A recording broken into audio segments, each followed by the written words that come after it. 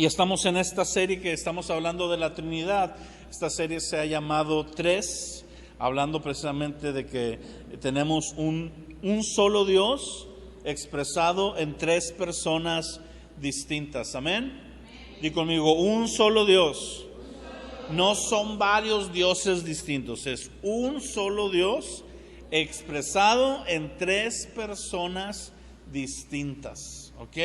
Entonces, no tenemos tres dioses, no somos politeístas, somos monoteístas. Tenemos una sola deidad que son tres personas a la vez, y ese es el misterio de lo que hemos estado hablando, ¿verdad? Ese es el misterio de la Trinidad, y hemos visto cómo desde el inicio, desde el origen, podemos ver al Padre, podemos ver al Espíritu Santo.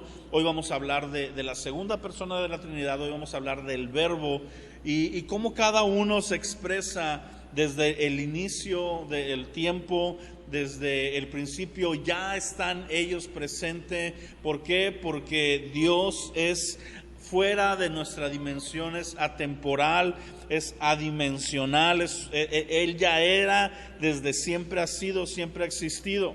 De hecho, cuando Él se presenta, vimos la semana pasada, con su nombre personal significa yo soy, no yo fui, no yo seré, yo soy, un tiempo presente continuo donde siempre está siendo. Y veíamos ese nombre expresado en la YHWH, que es el tetragramatón, ¿verdad? Les decía, y que le tenemos que añadir vocales para poder tener algo similar al nombre de Dios. No tenemos ciencia cierta de cómo suena realmente, fonéticamente, el nombre de Dios. Eso lo vamos a poder descubrir en la eternidad, pero tenemos esta manera en la que podemos expresarnos y que Dios ha permitido expresarnos a su nombre, y le puedes llamar Yahweh, Yahweh, Jehová, Yahvé, ¿verdad? Diferentes maneras que todo va ligado a lo mismo. Y veíamos cómo este Dios, el yo soy, el gran yo soy, el Dios del Antiguo Testamento, algunos le llaman así, que realmente es el Dios de toda la Biblia, pero es quien lleva el protagonismo de las tres personas de la Trinidad. Es el Creador, al que después vamos a llamar el Padre, ¿verdad? El Todopoderoso. Y por ahí, después de esta serie, seguramente veremos alguna serie de los nombres de Dios, porque se me acercaban al final algunos y me dicen, bueno, ¿y el Shaddai? ¿Qué es el Shaddai? El Shaddai también es una forma de nombrar a Dios, que significa el Todopoderoso, y así hay varios nombres, ¿verdad? Pero veíamos que cuando veíamos la palabra Dios, el original era Elohim, que es Dios, pero en plural, como si fueran dioses, pero en uno solo, ¿verdad? Es una palabra singular en plural, que solamente se puede dar en ese tipo de escritos antiguos. Pero hoy vamos a Juan 1:1. Ya lo hemos leído, pero vamos a leerlo más despacio y vamos a abarcar más de los primeros versículos. ¿Por qué? Porque hoy vamos a centrarnos en la persona del Verbo, y me voy a enfocar en hablar de Jesús como el Verbo.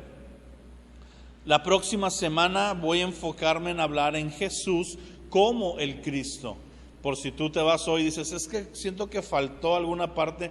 Sí, porque hoy me voy a enfocar más que nada en el carácter preexistente del Verbo expresado en Cristo Jesús, pero la próxima semana vamos a ver todas las características de el Cristo, ¿ok?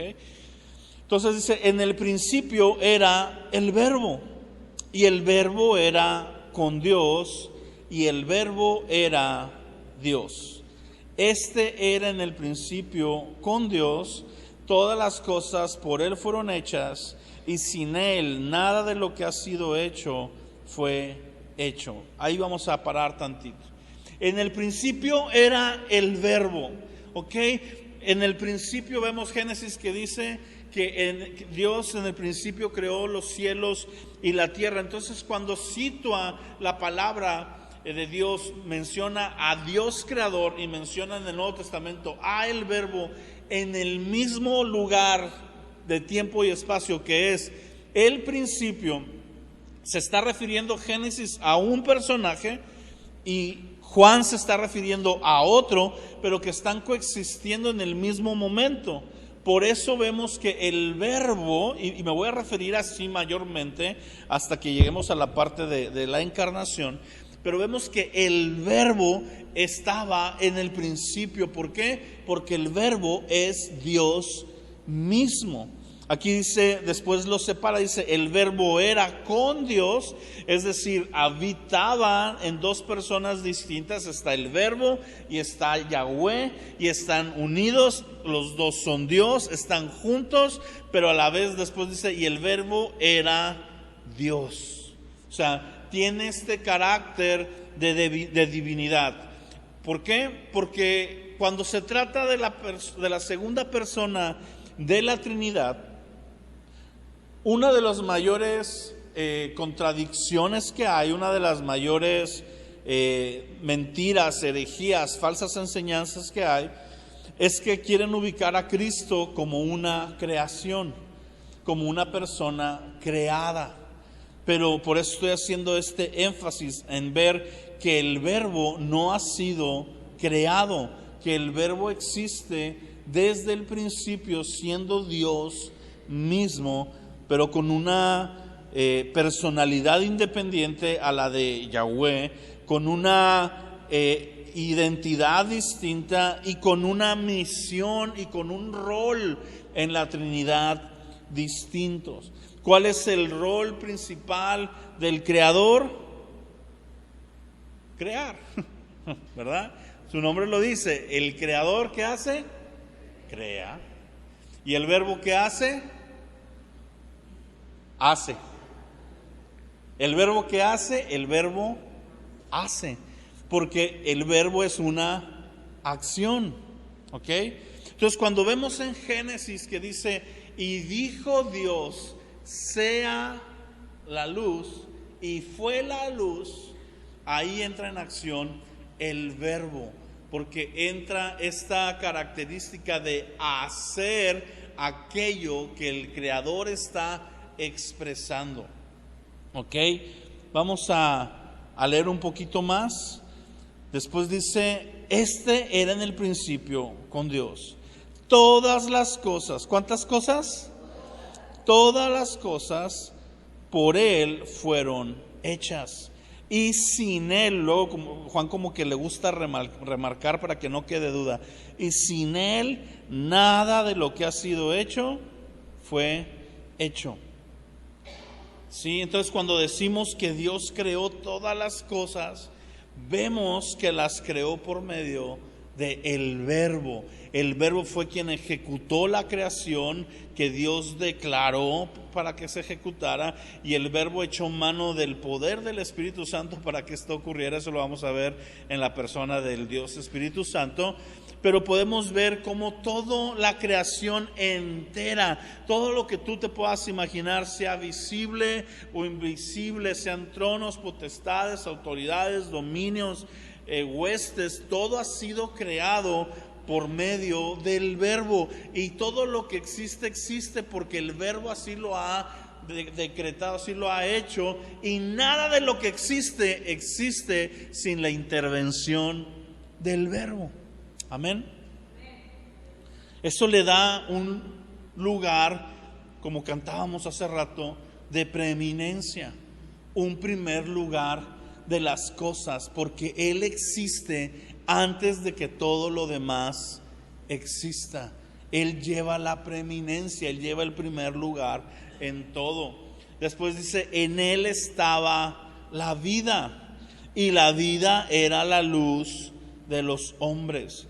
Ahora es interesante, aquí la palabra original para vida no es vida biológica, no se está refiriendo a la vida que tenemos como seres, se refiere a la vida espiritual. La palabra griega es la palabra zoe, no la palabra bio, que es la palabra para una vida biológica, el flujo de la vida, ¿verdad? Naces, creces, te reproduces y mueres. Ese se llama el ciclo de la vida, y lo llevan los animales, lo llevan los humanos, lo llevan las plantas, lo lleva todo ser vivo: nacer, crecer, reproducirse y morir. Pero no está hablando de esa vida, está hablando de la vida espiritual, de la vida que viene de Dios. Recordemos que de toda la creación hay una sola creación que no fue hecha por medio de decir, sino que nos formó, y somos nosotros que fuimos formados del barro y que hubo un soplo de vida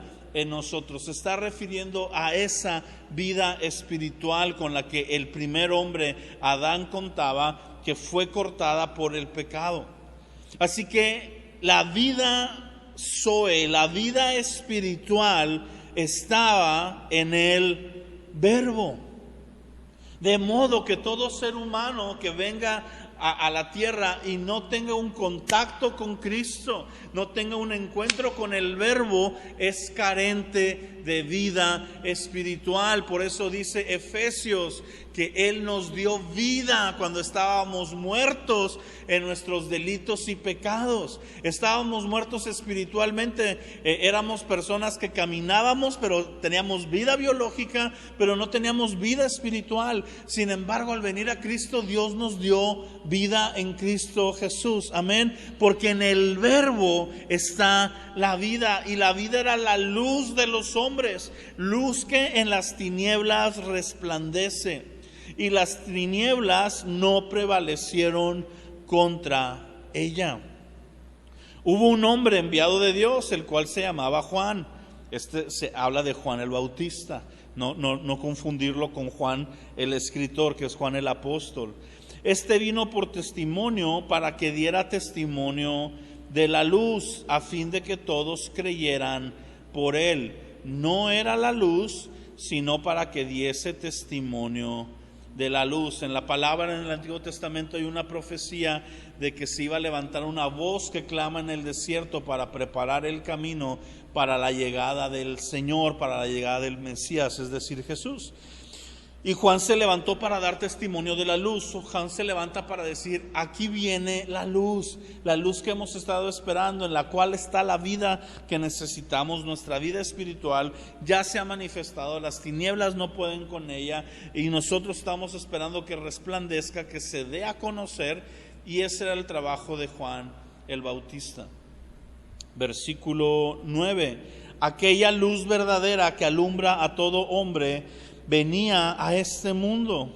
En el mundo estaba, y vuelve a remarcar, y el mundo por él fue hecho, pero el mundo no le conoció.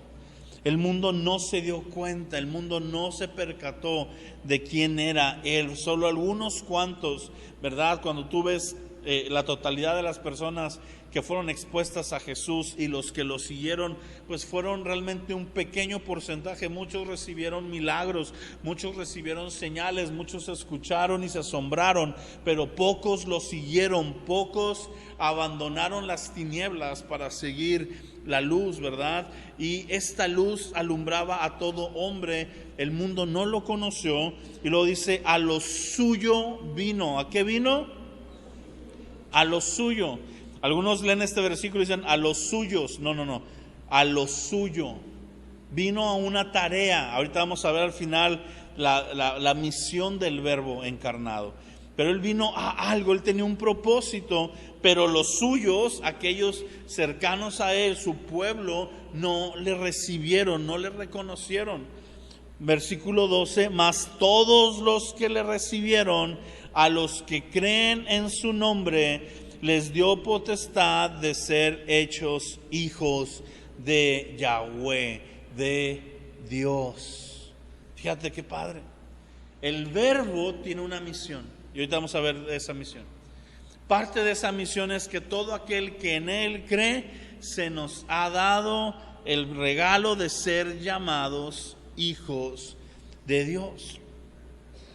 Aquel Verbo, versículo 12: mas a todos los que le recibieron, a los que creen en su nombre, les dio potestad de ser hechos hijos de Dios, los cuales no son engendrados de carne, ni de voluntad de carne, ni de voluntad de varón, sino de Dios. Habla de esta diferencia de la vida carnal al nacimiento de nuevo, al cambio de naturaleza. Y aquel Verbo fue hecho carne. Esta parte es una parte que debemos de subrayar y memorizar. Aquel verbo, ¿cuál verbo?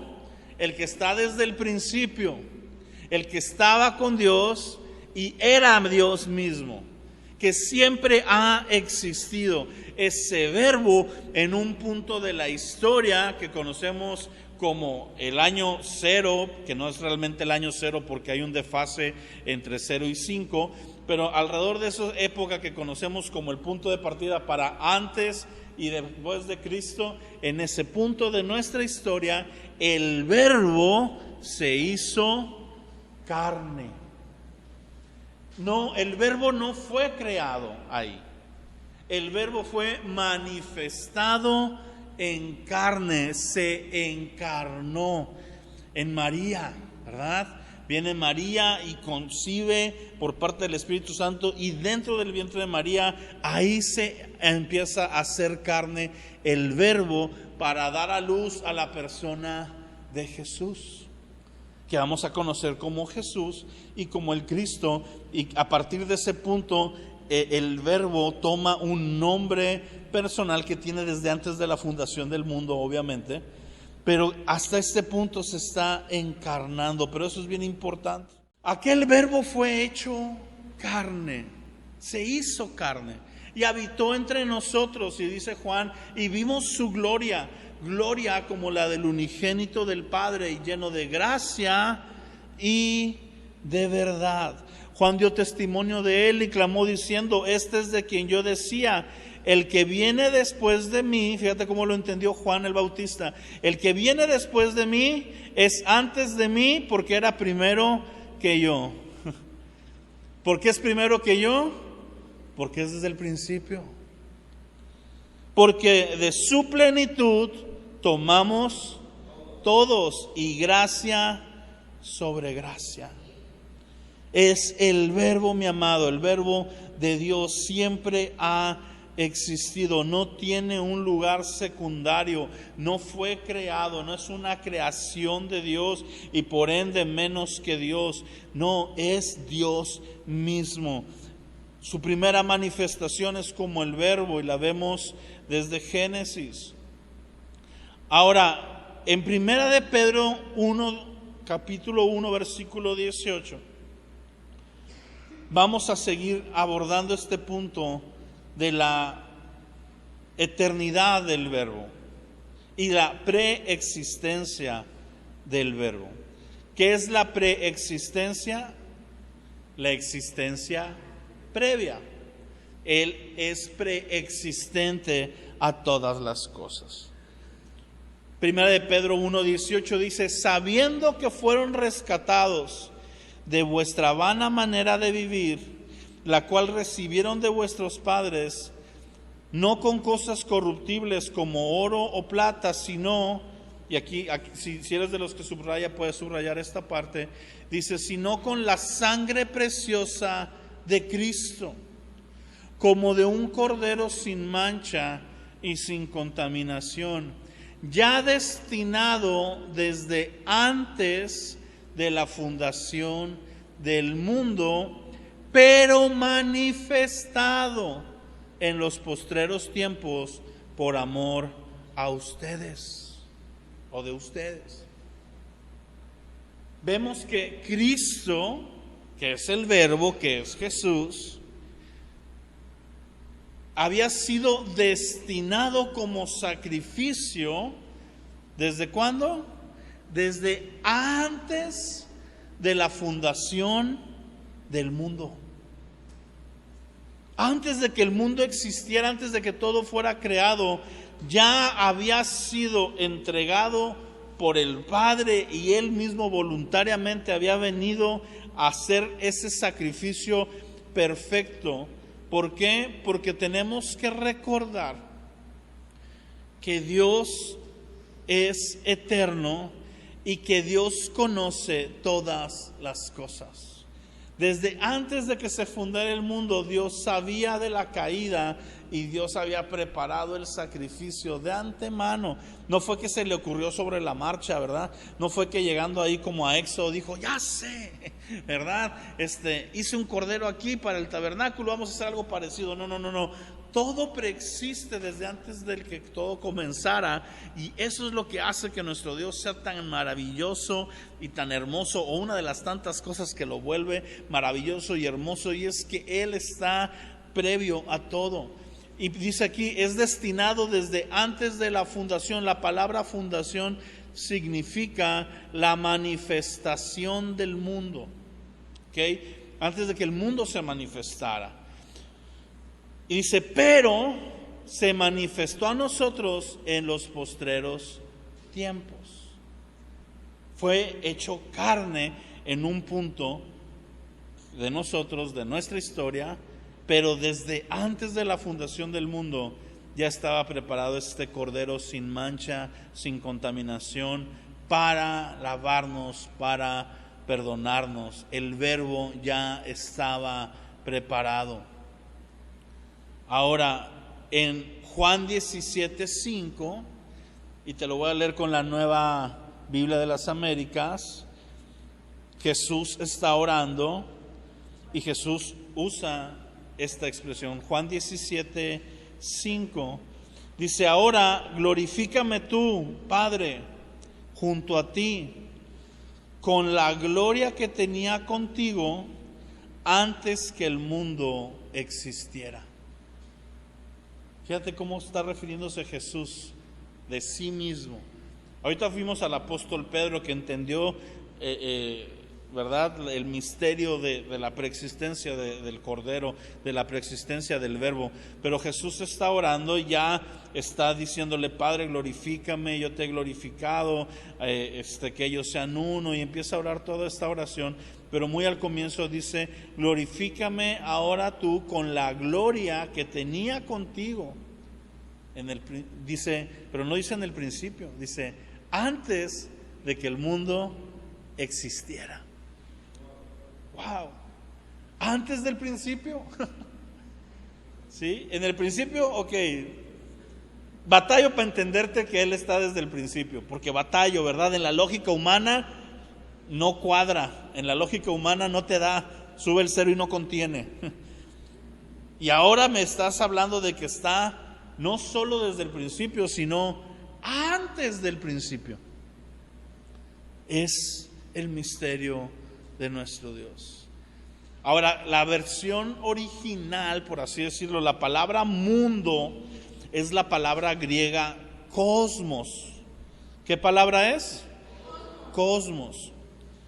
Me da risa que uno de los programas científicos más ateos se llama Cosmos, ¿verdad? Carl Sagan, que era un gran ateo, le puso su programa, que lo dio a conocer como Cosmos.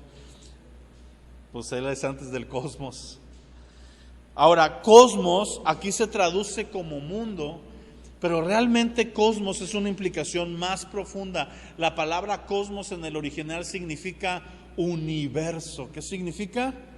Universo. No solo el mundo, no solo nuestro planetita, no solo nuestra dimensión que entendemos, sino el universo, toda la creación entera.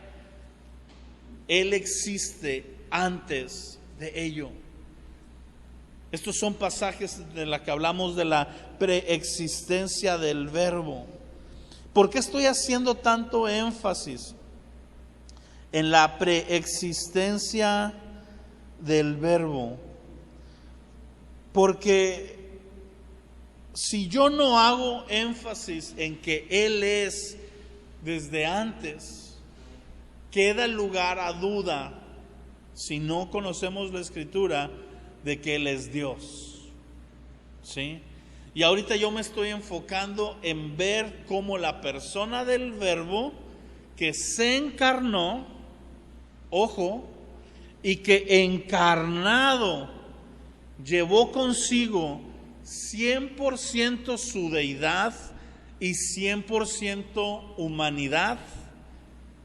Todos los atributos que hemos estado hablando del Verbo son propios de su encarnación, que es Cristo Jesús.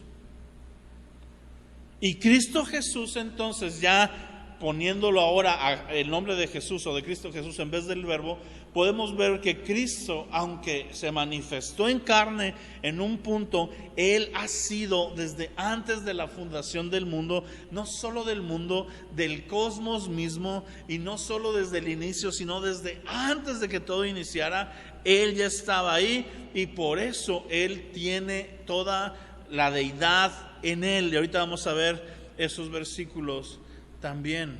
Vamos a Colosenses capítulo 2, versículo 8. Y lo voy a leer en la Nueva Biblia de las Américas. Me gusta mucho cómo viene ahí. Colosenses capítulo 2, versículo 8.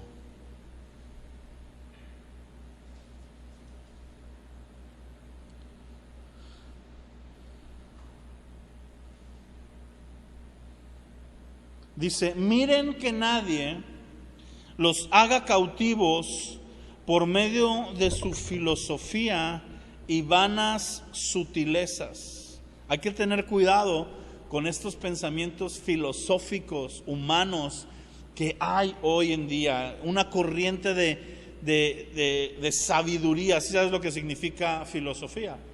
Filosofía es amor a la sabiduría. ¿Pero a qué sabiduría? A la sabiduría del mundo, que la Biblia le llama terrenal, animal y diabólica. Y está la sabiduría de Dios. Pero este amor a la sabiduría terrenal, a la sabiduría del mundo, nos va a llevar cautivos, pero lo va a hacer, fíjate, dice, en vanas sutilezas.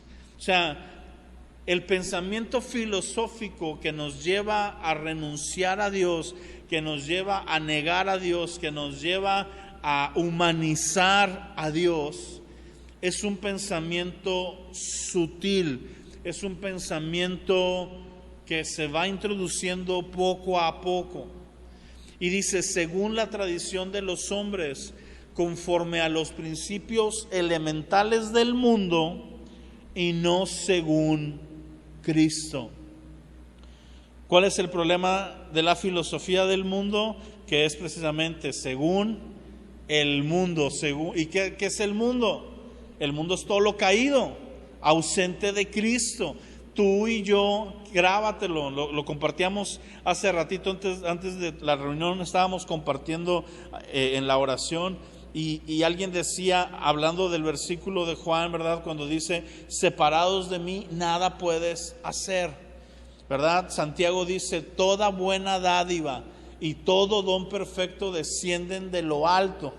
Cuando tú y yo unimos estas dos ideas, podemos llegar a una conclusión muy sencilla: fuera de Cristo no hay nada bueno. No hay nada digno, no hay nada legítimo, no hay nada de valor. Entonces, en el mundo no vas a encontrar nada. No vas a encontrar nada. Vas a encontrar una aparente filosofía, vas a encontrar un aparente pensamiento, pero si es según el mundo y no según Cristo, tú y yo no deberíamos de estar siendo gobernados pensando en eso o gastándonos en cualquiera de estas cosas. Ahora, ¿por qué? ¿Qué dice después la palabra? Dice: porque toda la plenitud de la deidad reside corporalmente en Él. Fíjate esa frase tan profunda. Toda la plenitud de la deidad. ¿Qué es la deidad? Dios. Tenemos una deidad trinitaria. Está refiriendo a Dios. Reside o habita, según la Reina Valera, corporalmente en Él. Cuando Cristo se encarnó, no perdió ninguna parte de su deidad. ¿Sí? De hecho, antes había una canción que me gustaba el tonito y me gustaba cómo sonaba, pero la letra está súper mal. Es una canción de espíritu y en verdad que dice: de toda tu deidad te despojaste. Eso no es cierto. Él no se despojó de su deidad, ¿sí? Él despojó de sí mismo, del lugar que tenía en el trono, pero su deidad siguió estando 100% en Él. Cuando Cristo, el Verbo, se hizo hombre, no perdió nada, mi amado. No perdió nada. No es un Dios rebajado a hombre, es Dios hombre, que es muy distinto. No es mitad Dios y mitad hombre, es 100% Dios, no pierde nada.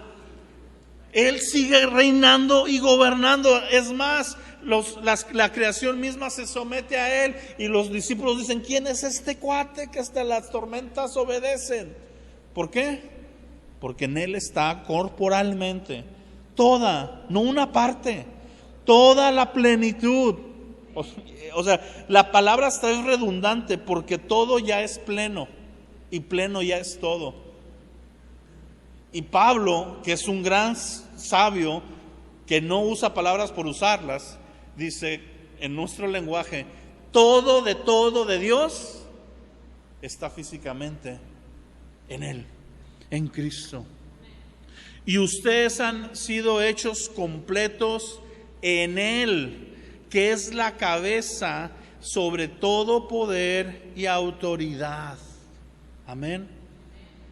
También en Él ustedes fueron circuncidados, no con la circuncisión hecha por manos, al quitar el cuerpo de la carne mediante la circuncisión de Cristo, habiendo sido sepultados con Él en el bautismo, en el cual también han resucitado con Él por la fe en la acción del poder de Dios que le resucitó de entre los muertos.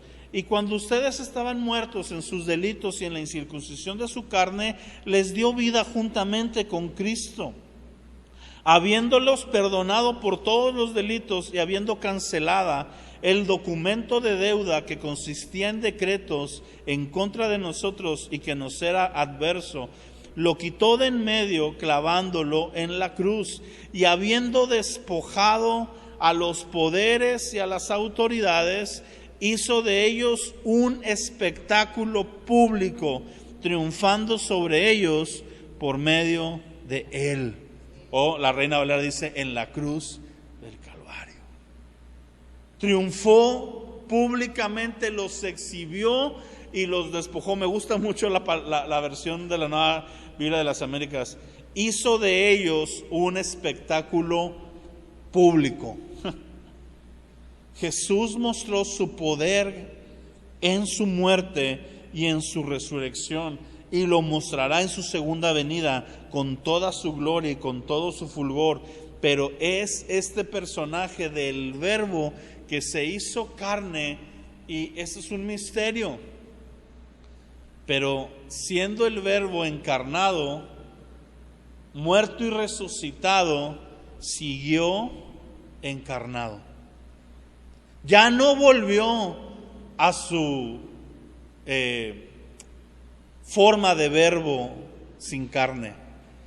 Ahora habita a la diestra del Padre y vendrá por nosotros con un cuerpo físico.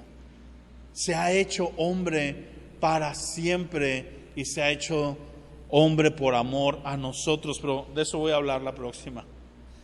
Hoy quiero centrarme en la preexistencia del Verbo.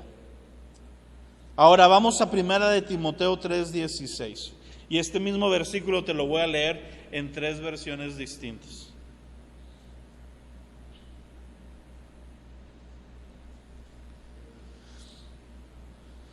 A esta parte se le conoce como el misterio de la piedad. Indiscutible es el misterio de la piedad. ¿Qué significa piedad?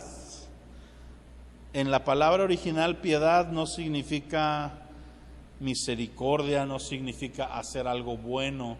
Piedad es un sinónimo de vida espiritual. Cuando tú veas en la palabra que dice todo lo que concierne a la vida y a la piedad, está hablando de algo espiritual, de la vida espiritual.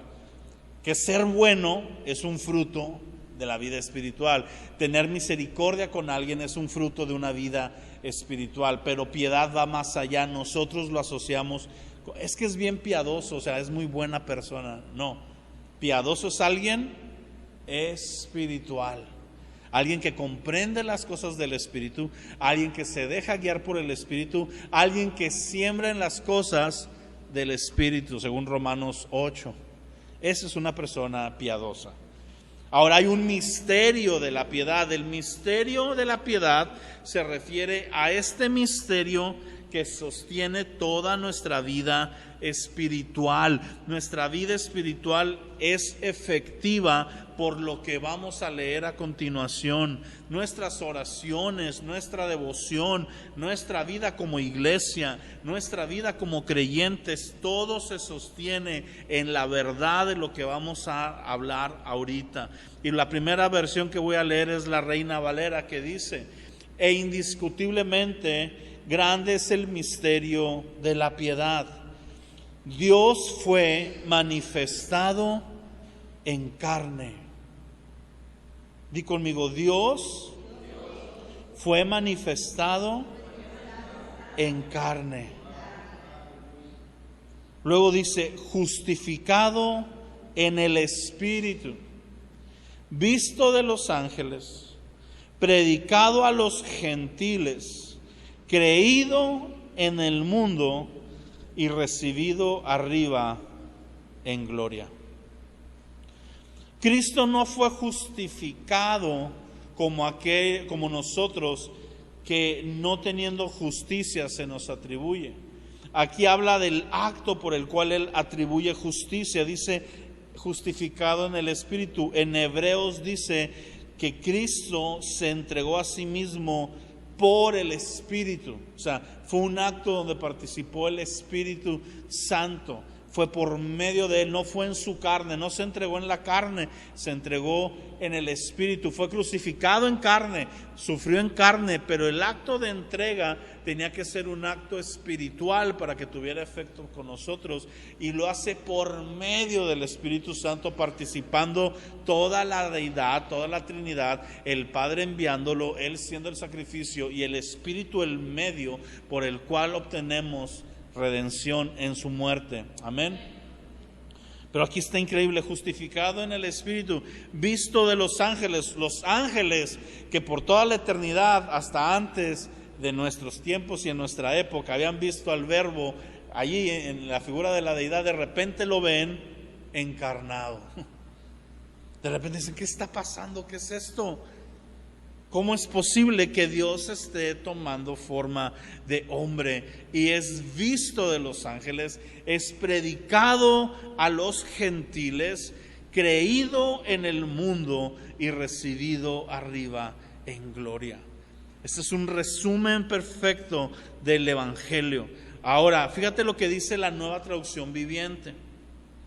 La Nueva Traducción Viviente comienza diciendo: sin duda alguna, el gran misterio de nuestra fe es el siguiente. Cristo, ¿qué diferencia ves en este comienzo con la Reina Valera? La Reina Valera dice Dios, pero la Nueva Traducción Viviente dice Cristo, porque son el mismo. Pero cuando tú unes estas también diferentes traducciones, te ayuda a ver que están hablando de la misma persona. Fue revelado en un cuerpo humano. Se reveló, se mostró en cuerpo humano. Fue manifestado en carne, según la Reina Valera. Vindicado por el Espíritu. Fue visto por ángeles. Anunciado, aquí no dice gentiles, dice a las naciones. Creído en todo el mundo y llevado al cielo en gloria. Ahora, la Nueva Biblia de las Américas dice esto: indiscutiblemente grande es el misterio de la piedad.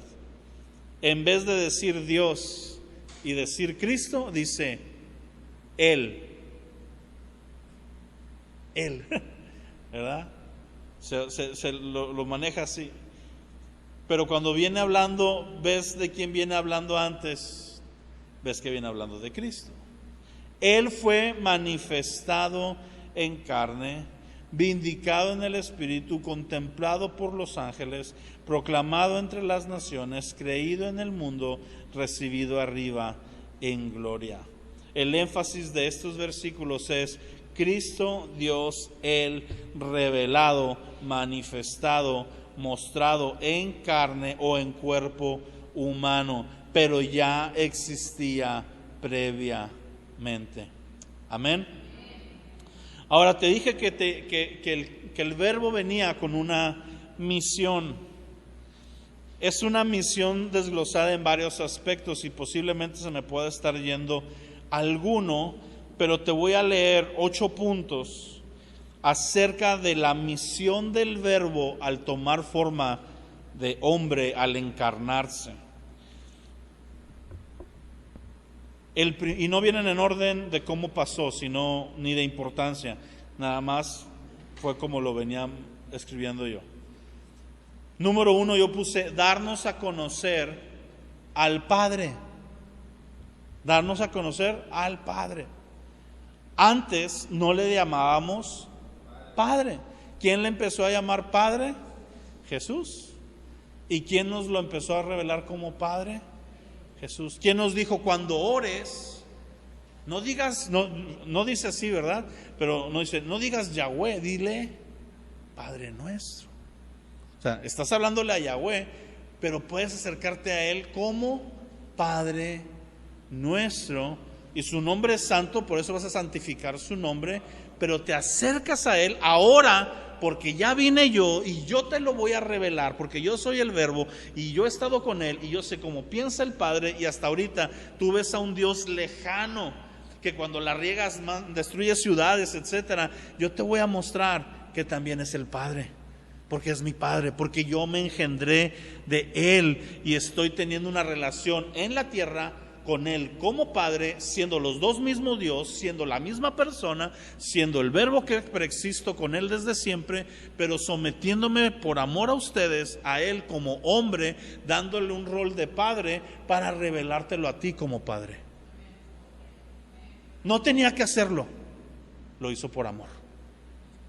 Y lo hizo para que tú y yo pudiéramos decir, como dice Pablo, ahora tenemos el espíritu de adopción que clama en nosotros, Abba, Padre, papito. Ya ni siquiera padre lejano así, oh Padre usted que está bien lejos. No, papito, mi papi, mi papá, mi pa, como le quieras llamar, el viejón, ¿verdad? No, mi Padre, mi íntimo.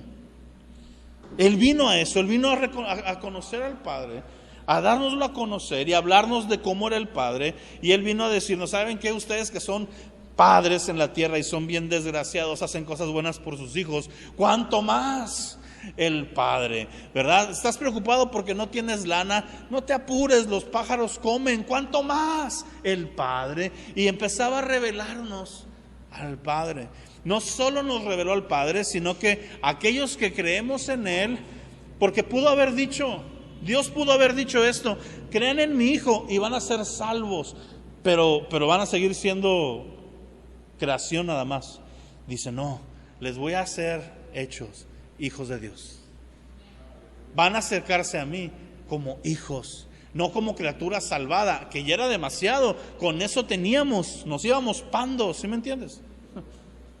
Pero dice, pero le voy a dar un honor, que el único que lo tiene hasta ahorita es el verbo que ha estado conmigo. No, ningún ángel, ningún arcángel. ¿Por qué te odia Satanás?